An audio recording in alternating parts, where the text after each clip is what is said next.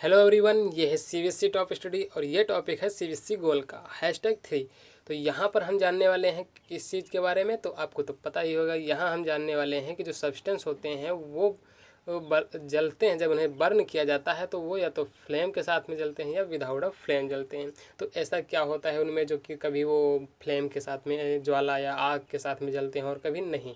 ऐसा क्या चीज़ होती है? अगर आप पीवीसी किसी भी प्लास्टिक पाइप को आप जलाते हैं तो वहाँ पर आग लगेगी ही नहीं। वो धीरे धीरे विदाउट फ्लेम के साथ में ऐसे गलता ही चला जाएगा, लेकिन वहाँ पर आग नहीं लगेगी। तो ऐसा क्या होता है वहाँ पर कि पीवीसी में इस तरह की चीज़ें पाई जा रही हैं। तो यही सब चीज़ें यहाँ पर हम जानने वाले हैं। तो यहाँ पर आपने ऑब्जर्व किया होगा कोल के बारे में या वुड फायर के बारे में। कोयले को जलते हुए देखा होगा और लकड़ी को भी जलते हुए देखा होगा। यदि नहीं देखा है तो फिर इसको आपको देखना चाहिए और इसका चांस देखने का चांस करना चाहिए कि भाई हाँ, आपको देखें कि किस तरह से क्या हो रहा है। तो वुड या कोल जब बर्न होते हैं, बरना जलना स्टार्ट होते हैं, तब वहाँ पर क्या होता है? जब किसी आप स्टोव या बर्नर के पास में उसको लेके जाते हैं और आग पकड़ लेती है, तो वहाँ पे क्या होगा? आप किस तरह से उनको जलते हुए देखेंगे? इसी तरह आपने कैंडल भी देखा होगा, जलाया होगा दीपावली में खासकर, या एलपीजी गैस तो आपके घर में रोज़ खाना पकता होगा। उसमें आप देखने होंगे किस तरह से वो उसमें आग होती है। कुछ अलग अलग तरह से आग सब में आपको लगी हुई दिखी मिलेगी। सबकी फ्लेम भी कुछ डिफरेंस देखने को मिलेगी आपको। अब क्या यहाँ पर ऑब्जर्व किया है आपने कोयले या चारकोल को किसी तरह से अंगीठी में जलते हुए? जब या फिर आप किसी होटल पे गए हो छोटी मोटी, वहाँ पे अंगीठी में देखा हो, या किसी आयरन स्मिथ लोहार के घर पे जाके देखा हो, वो कुछ काम कर रहा हो, वहाँ पे कोयले को वही जलाता है। तो इस तरह से बहुत जगह आप देख सकते हैं कोयला किस तरह। तो कोयला क्या होता है, वो आग जैसे लकड़ी जलती है उस तरह से नहीं जलता है। कोयला में क्या होता है, वहाँ पर वो ग्लो करने लगता है, बिल्कुल एकदम रेड ग्लो करता है और बहुत सारी हीट निकालता है, लेकिन वहाँ फ्लेम नहीं होती है। केवल एयर के साथ में हल्की सी फ्लेम आपको दिखेगी, लेकिन उस तरह से फ्लेम नहीं होगी जैसे कि लकड़ी जलती है। तो ऐसा उसमें क्या बात है होती है? तो यहाँ कह रहे हैं कि because a flame is only produced when gaseous substance पर। जब वो फ्लेम होती है, वो लौ निकलती है, ज्वाला होती है, वो केवल वहीं पे निकलती है जहाँ पर गैसीय सब्सटेंस बर्न होते हैं।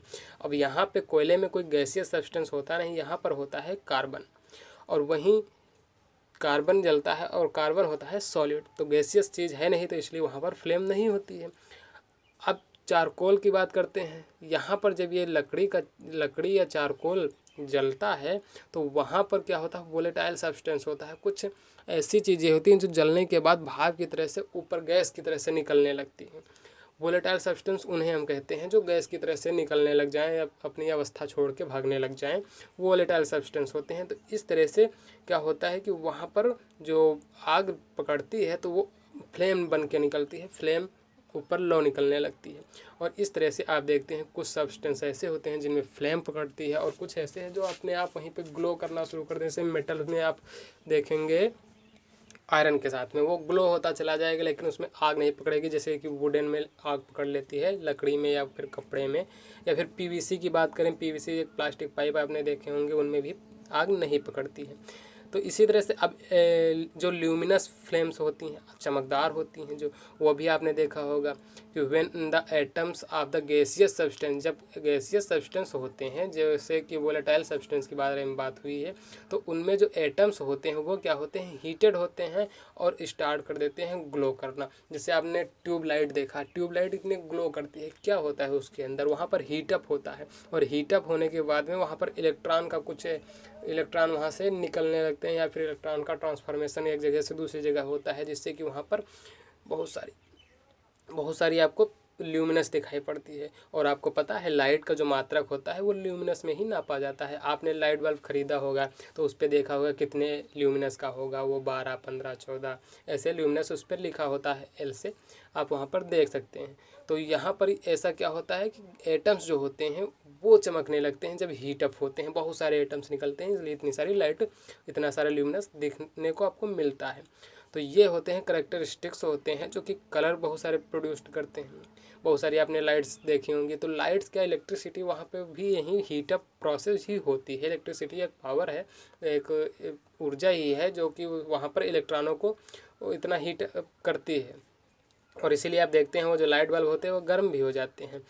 Try the heat a copper wire. अब कॉपर वायर को आप हीट करके देखते हैं वहाँ पर क्या होगा, फ्लेम कैसे निकलती है, क्या स्टोव के ऊपर जब आप उसे रखेंगे तो वहाँ पर कलर किस तरह से हो जाएगा, वहाँ पर आप कुछ कलर में चेंजेस देखेंगे कि जो वायर है वो कैसे जल रहा है। तो वायर का आप कलर आप देखेंगे बाद में जलाने के बाद में वो ब्लैक हो जाएगा, क्यों, कॉपर ऑक्साइड की वजह से। ये पहले भी हम पढ़ चुके हैं। Have you seen the incomplete combustion gives suit much which is carbon. यहाँ पर आप देखेंगे जिनका पूरी तरह से जलेंगे नहीं, वो आधे बच जाएंगे, तो वो राख बहुत सारी छोड़ते हैं, कार्बन छोड़ते हैं, कार्बन आखिर में रह जाती है जिसे हम कहते हैं, जलने के बाद कुछ सब्सटेंस बच जाता है।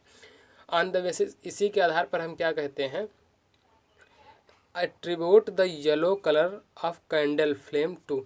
यहाँ पर आप देखते होंगे कि जो कैंडल होती है, कैंडल्स पे आपको येलो कलर दिखती है, उसकी जो लौ होती है, उसकी जो फ्लेम होती है कैंडल की, वो आपको दिखेगी येलो कलर की। तो ऐसा क्या होता है, वहाँ पर येलो कलर क्यों दिखता है स्पेशली, या फिर जो आप ट्यूबलाइट जलाते हो वहाँ पर भी इलेक्ट्रॉन हीटअप होते हैं, वहाँ पे भी ऐसा ही कुछ प्रोसेस होता है। जैसे आप कार्बन या कोल को आप जलाते हैं तो कोल में भी कुछ इसी तरह से चीज़ें होती हैं कि वो बर्न नहीं करता है। बर्न वो होते हैं जिनमें गैसीय सब्सटेंस होता है या वोलेटाइल सब्सटेंस पाए जाते हैं, वो बर्न होकर के फ्लेम पकड़ लेते हैं। और जो कोल जैसे होते हैं या फिर इलेक्ट्रॉन की बात करें जो ट्यूबलाइट्स वगैरह में उपयोग किए जाते हैं, तो वो होते हैं हीट अप। उनके इलेक्ट्रॉन्स जो होते हैं वो ग्लो करना शुरू कर देते हैं, वेरी हाईली ग्लोइंग प्रॉपर्टीज़ होती है उन सब्सटेंस की जो उनमें उपयोग किए जाते हैं। तो इस तरह से हो गई सब्सटेंस। आप जाना कि कौन से सब्सटेंस बर्न क्यों करते हैं, उनमें लौ और पकड़ लेती है, फ्लेम आ जाती है, या फिर कुछ ऐसे होते हैं जो विदाउट फ्लेम ही बर्न होते हैं। तो ऐसा क्या है। तो ये रहा टॉपिक आपका CBSE गोल के बारे में, हाईटेक 3। मिलते रहिए इसी तरह से अगले वीडियोज़ में, और तब तक के लिए नमस्कार। साथ में हमारे वीडियो चैनल को और वीडियो देखते रहिए, और चैनल को सब्सक्राइब करिए, लाइक करिए, अपने दोस्तों के साथ में शेयर भी करिए। ठीक है, फिर मिलेंगे अगले वीडियो में, और जय हिंद।